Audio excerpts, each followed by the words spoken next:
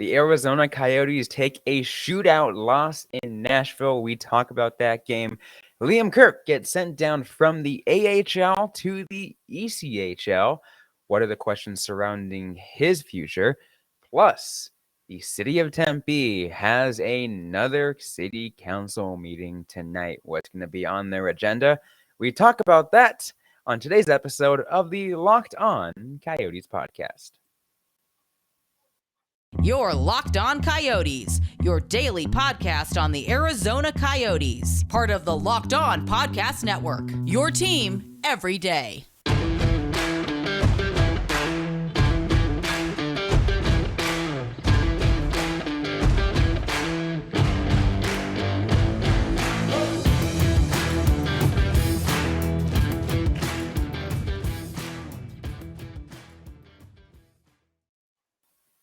Welcome to the show, everybody. I'm Robyn Leonio. That's Carl Pavlok right beside me. On today's episode of the Locked On Coyotes podcast, I want to thank everyone for making this show your first listen every day. We are free and available on all platforms, including on YouTube. We got a jam-packed episode for you guys going on today's episode. We talk about last night's game, Arizona taking a shootout loss to Nashville.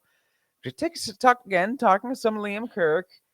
And there's a city council meeting tonight. Lots of excitement around there. We're going to see how many fans are going to be there.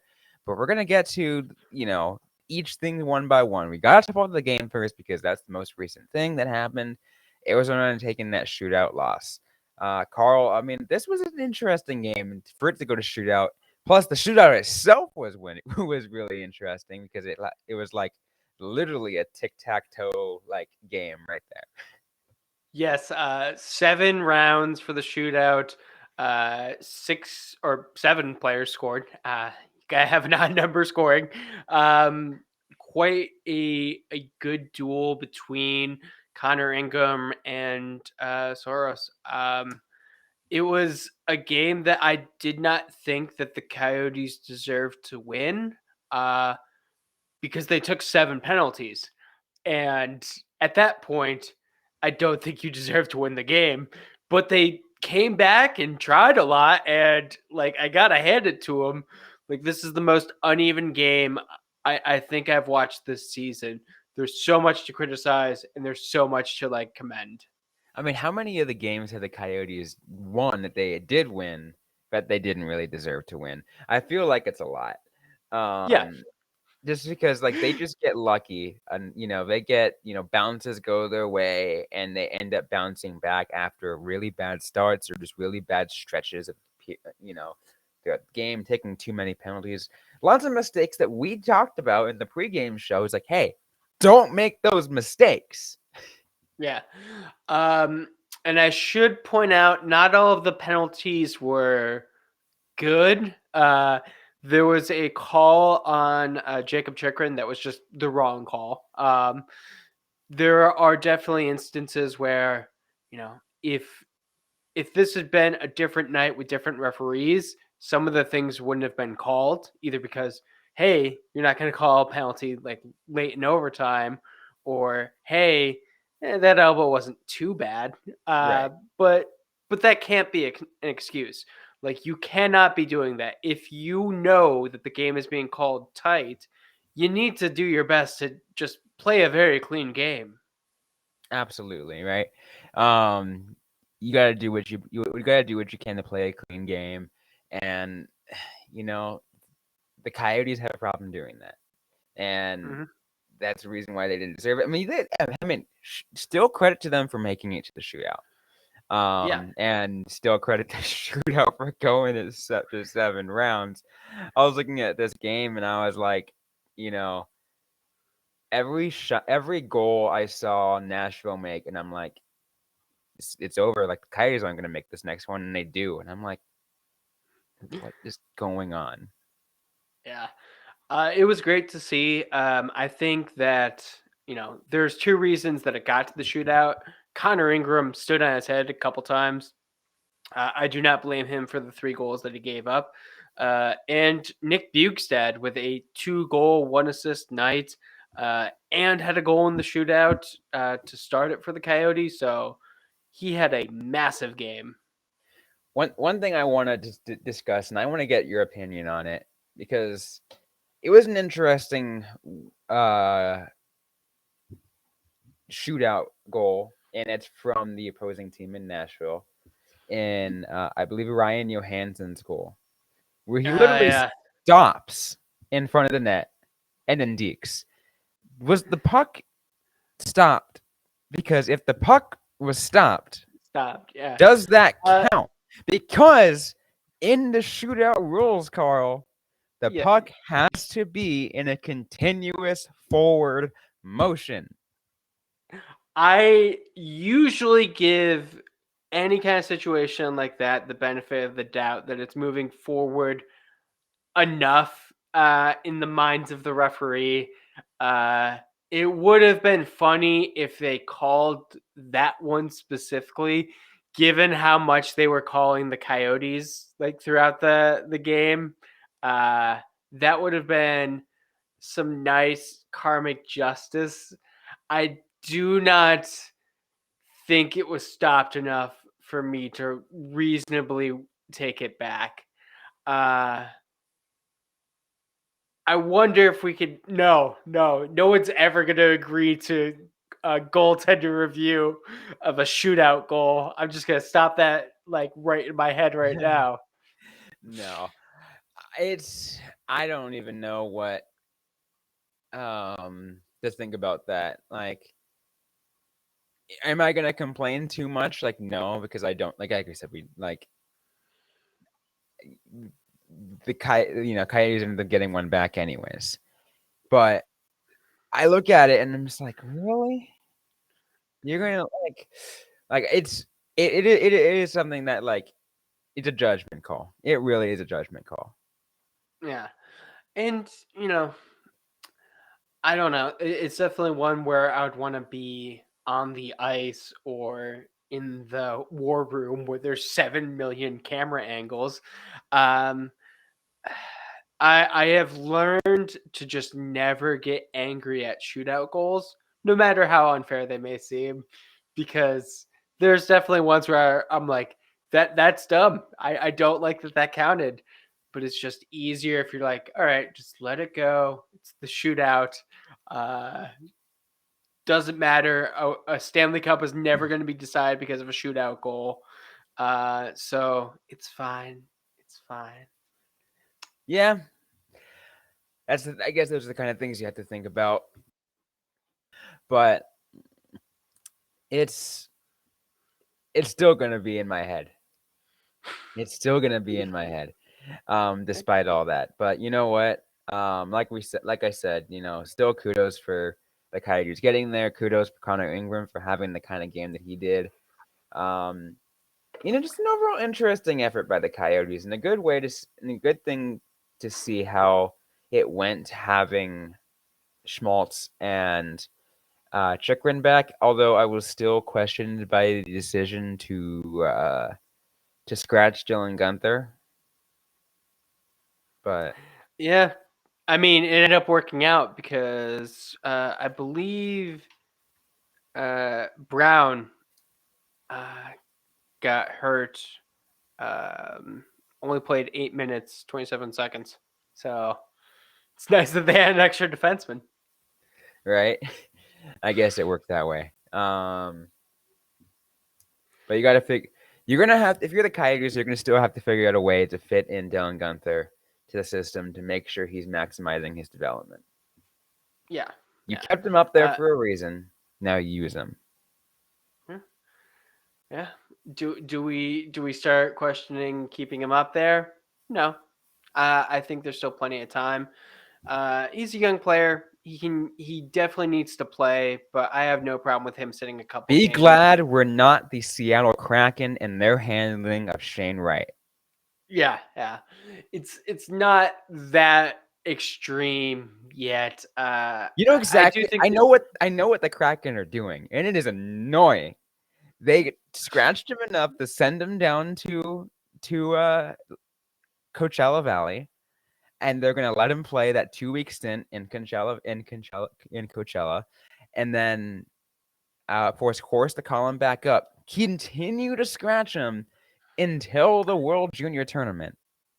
Yeah, they could probably assign him to Team Canada pretty soon. Because what, 2 weeks from now? Yeah. Then that's what they're doing, though. And he still has 2 games, I think, to reach his 9. Yeah. It's kind of a good thing the Coyotes aren't having to deal with that situation with a player like right now. That's definitely for sure. I look at that and I'm just like, I'm just so glad the Coyotes are figuring out they're being different in their handling of prospects. Like, oh God, I can only imagine what it would be like if you were the Coyotes and you went to go piss off a prospect like that. Like, Thankfully, they are not there. Well, depends on what you think of Nate Smith. He may be pissed off, but nothing else really. there's a little bit more to that, though. Speaking of prospects, though, a prospect of the Arizona Coyotes has gotten sent down to another league. We're going to talk about Liam Kirk in just a little bit. Plus, the city of Tempe will be having a meeting. We're going to discuss that later in this episode as well. All that and more on today's episode of the Locked On Coyotes podcast.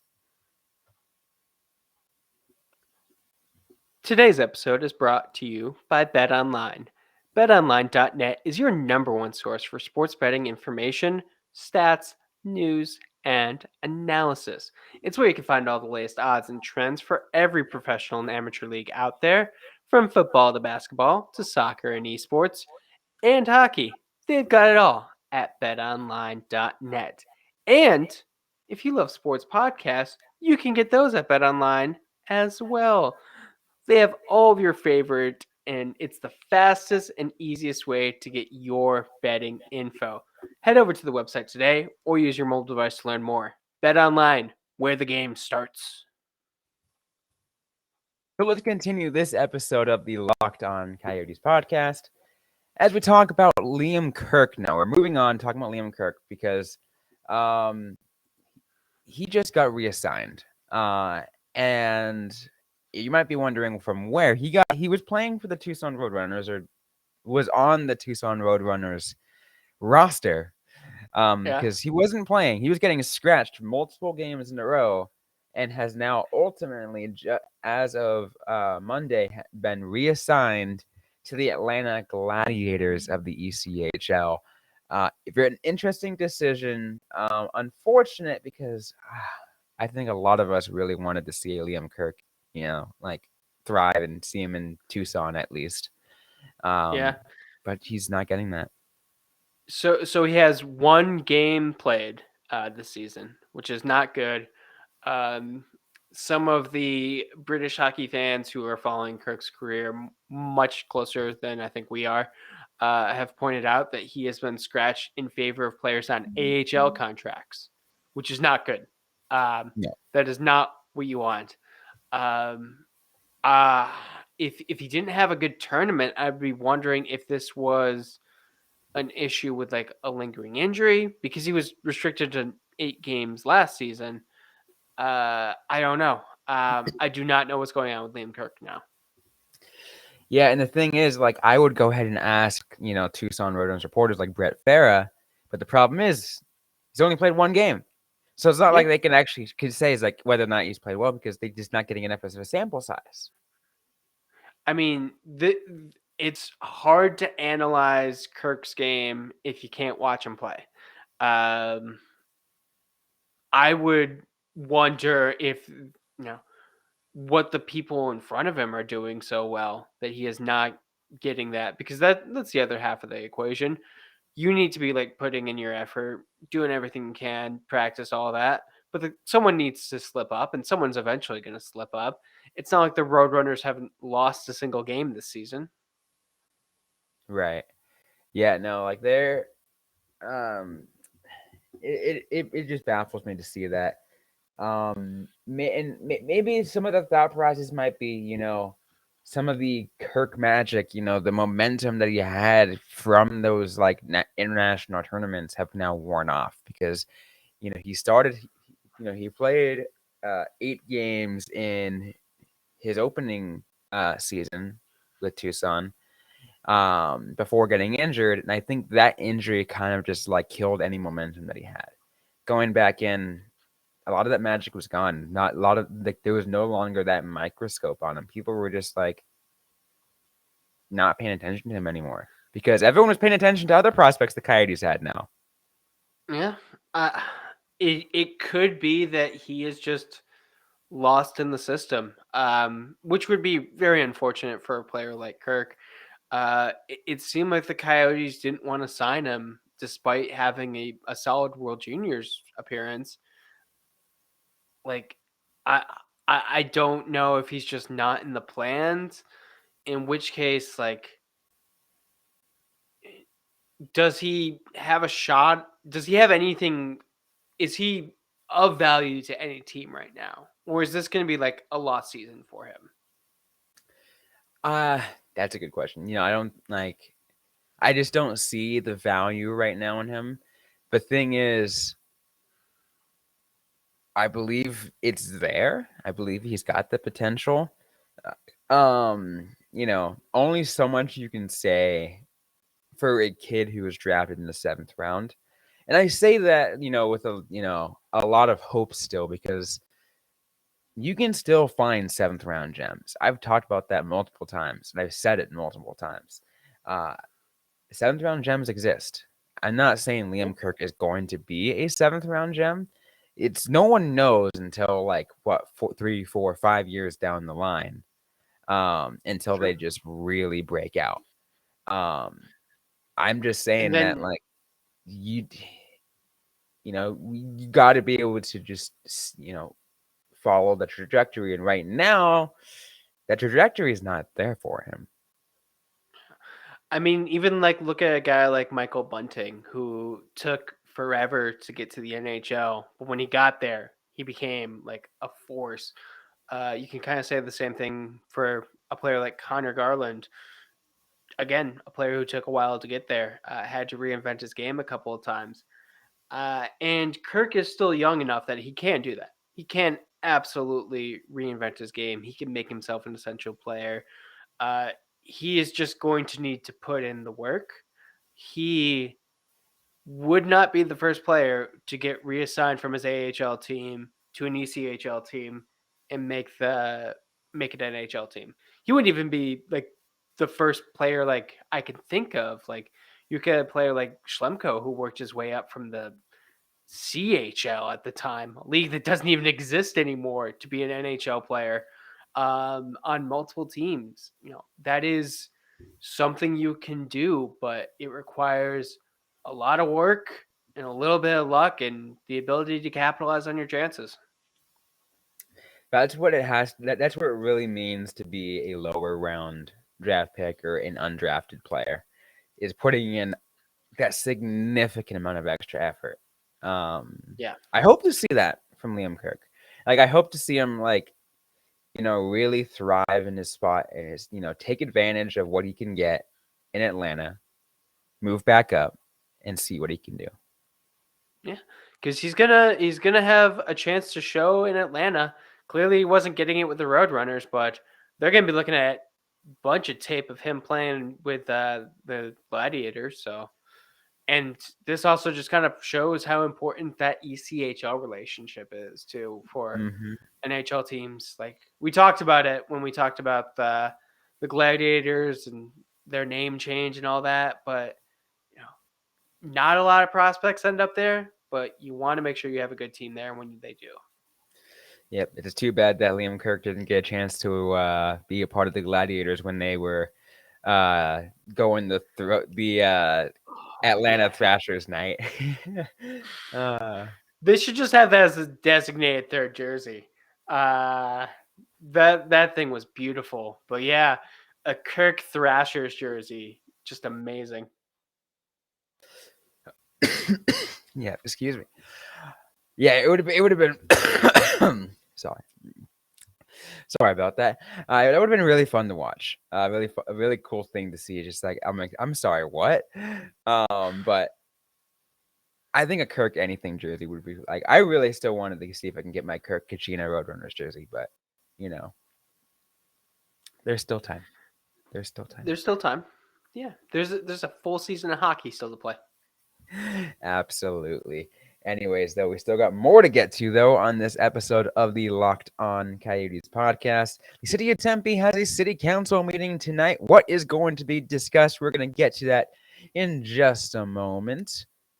I do want to let everyone know today's episode is brought to you by SimpliSafe. Did you know that over the holidays, property crimes like burglaries and package thefts spiked nationally? That's why our friends at SimpliSafe Home Security we're offering 50% off their awards-winning security system so that more families can feel safe and secure this holiday season. Order your SimpliSafe system for half off today and enjoy advanced security and greater peace of mind this holiday season. SimpliSafe was named the best home security system of 2022 by U.S. News and World Report. In an emergency, they have 24/7 professional monitoring agents that use Fast Protect technology exclusively from SimpliSafe to capture critical evidence and verify if the threat is real so you can get the priority police response. With the top-rated SimpliSafe app, stay in complete control of your system anytime, anywhere. Arm or disarm, unlock for a guest, access your cameras, or adjust system settings.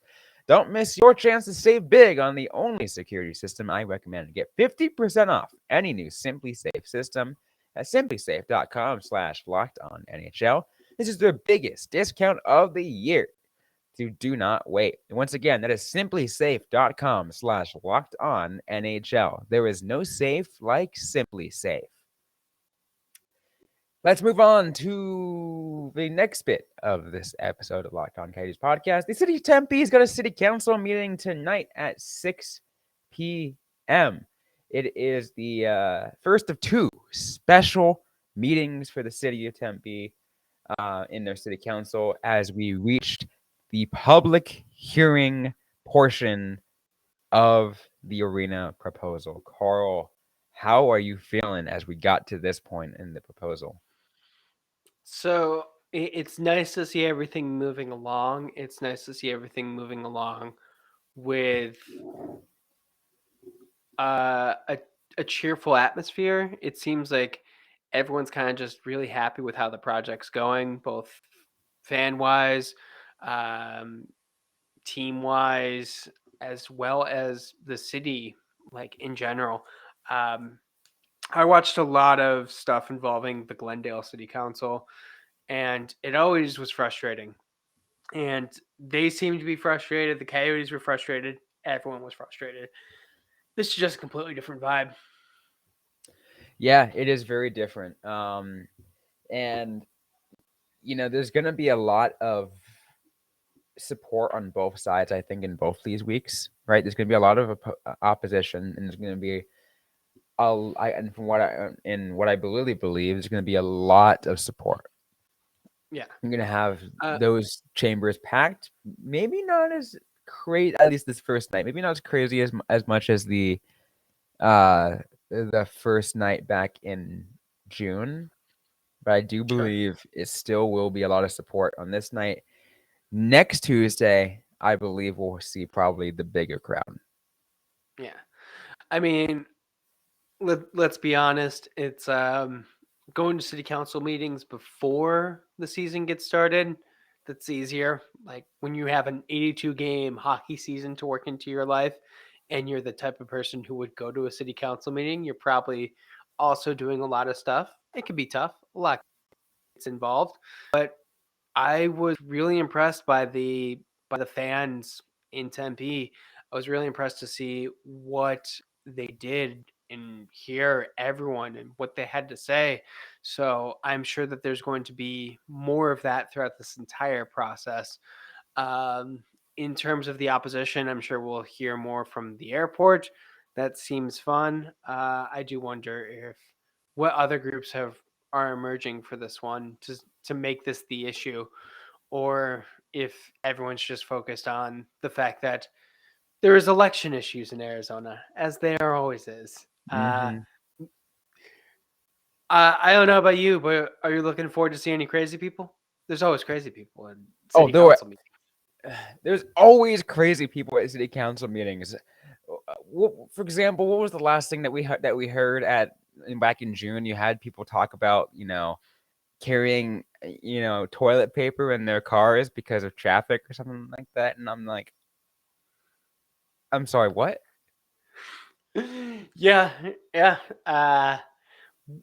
Public speaking's hard, and when you get up there are certain people who could just talk about anything, but then sometimes you just sit in the audience and be like, why can't I articulate this with confidence of this person who is speaking complete and utter gibberish? Right.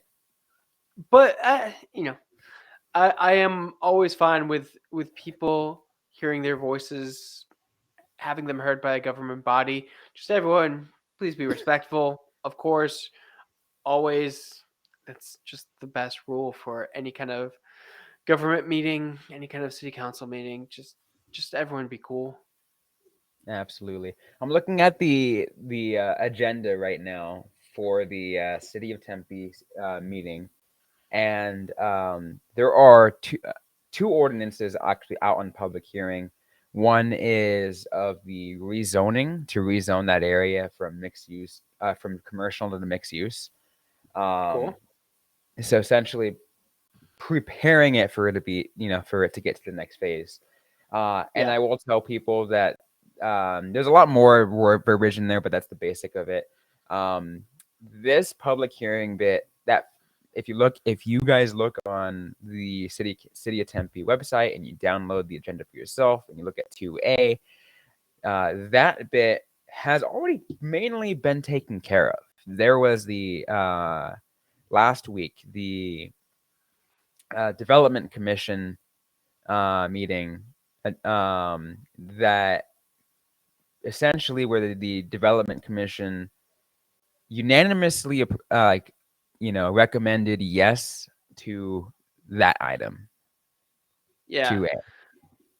Because like Wasn't it wasn't it they agreed to hold a spot on well, no, the I'm talking ballot? that was the Oh, last city council meeting, the last sure. the development commission meeting, which was last week, was for this zoning thing, because the development commission isn't part of the city council. There are other city staff that went to kind of just like pitch, throw this up and kind of like, here's our findings, and here's what we recommend to the city council. Well, and a unanimous referral is definitely a good thing. So hopefully the city council takes that to heart. Yep. For the city council to officially approve it, they need 2/3 majority vote. So 5 of the 7 need to say yes. It's interesting that we're going to be rezoning it before there's the cleanup. Like, I understand why, but part of me is like, we should do the cleanup first, and then we could say it's mixed use, because it is the garbage dump. Yep. But government bureaucracy doesn't make logical sense sometimes. Yep. To be Carl, is to essentially execute the development agreement with Bluebird, the Morello's company that's developing this project. The which is essentially the big one, right? Essentially saying like, hey, yeah, you're gonna go ahead, you're gonna be allowed to purchase this and then build it. Which will tee everything up for the eventual vote in May. But Yep. those are the two things on the agenda. So the rezoning and just the basic acceptance of the development plan. It's a lot. Not gonna Yes, lie, that's a lot. it is a Uh, lot. I am glad that you're gonna be the one watching it while I am at a holiday party. Yeah, see, my work is just this. It's just this. Um, Yeah. you know, um, don't say I don't love you, Coyotes fans. Anyone who goes and listens to city council meetings absolutely does so much for the fans because they're ridiculous. Oh, they are. But you know what? I like what I do. I love what I do. I wouldn't trade it for the world. But anyways, though, as we get ready things, any final thoughts you want to give out about this meeting that we're going to expect tonight, or of anything else that we discussed in today's show, or maybe anything that we didn't discuss? Just want to point out it was the dad's trip for the Coyotes, so make sure to check out the Coyotes Twitter page for all of the social media content surrounding that. They got fancy belt buckles. They went crazy when Bukestad scored. Always nice to get those family trips. Oh yeah, no, dad trips are always fun to watch. Like I just love watching the difference between the dad's trip and the mom's trip. Yeah. Uh, when is there going to be a brother and sisters trip? That sounds fun. Siblings trip. Yeah. Oh, that would be fun. That would sound like a blast. That'll be a separate episode where we pitch siblings trip because we're going long already.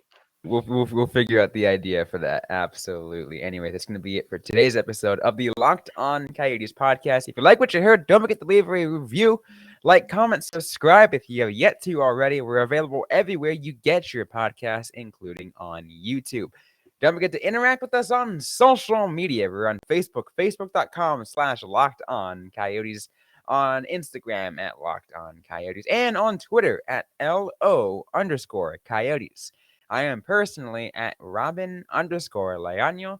Carl Pavlock is at Carl Pavlock FFH. Interact with us, ask a question you might have. We might answer right back. We're on a future episode of the Locked On Coyotes podcast. Thanks again, everyone, for listening to today's episode. Hope you're staying safe out there. Hope you're staying healthy. And don't forget to howl on.